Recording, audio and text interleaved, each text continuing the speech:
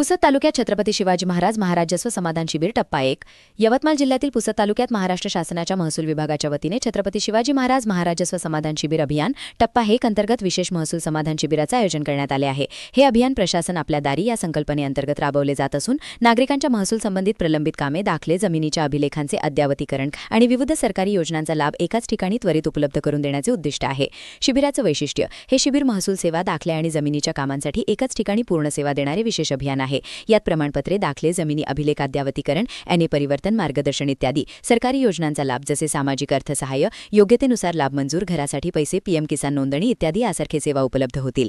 शिबिरात उपलब्ध प्रमुख सेवा: प्रमाणपत्रे आणि दाखले, प्रलंबित फेरफार, 7/12 मधील चुकीची दुरुस्ती, 8 उतार्याचे वाटप, सी उतार्याचे वाटप, उत्पन्न, रहिवासी जातीचे प्रमाणपत्र, नॉन क्रिमिलियर प्रमाणपत्र, विद्यार्थ्यांसाठी दाखले इत्यादी, जमिनी अभिलेख अद्ययावतीकरण, एनए नॉन ॲग्रिकल्चर परिवर्तनाबाबत मार्गदर्शन, नवीन व्यवस्थापन संदर्भ प्रक्रिया, तुकडे संलग्न प्रकरणे, तुकडा पट्टा कमी जास्त प्रमाणपत्र तयार करणे इत्यादी सरकारी योजनांचा लाभ, सामाजिक अर्थसहाय्य, योग्यतेनुसार लाभ मंजूर, घरासाठी पैसे, ई-मोबाईल अर्ज, पीएम किसान नोंदणी इत्यादी. शिबिरात नगर परिषद, पंचायत समिती, आरोग्य आणि इतर विभागांच्या सेवाही उपलब्ध राहतील.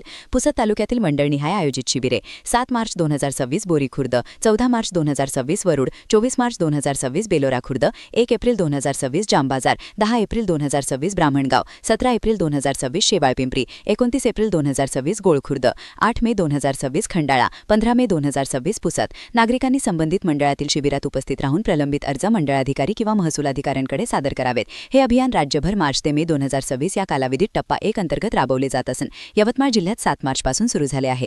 जिल्हाधिकारी विकास मीणा यांच्या नेतृत्वात हे अभियान प्रभावीपणे राबवले जात आहे. सर्व नागरिक, शेतकरी, महिला आणि विद्यार्थ्यांनी या शिबिराचा जास्तीत जास्त लाभ घ्यावा असे आवाहन शासनाकडून करण्यात आले आहे.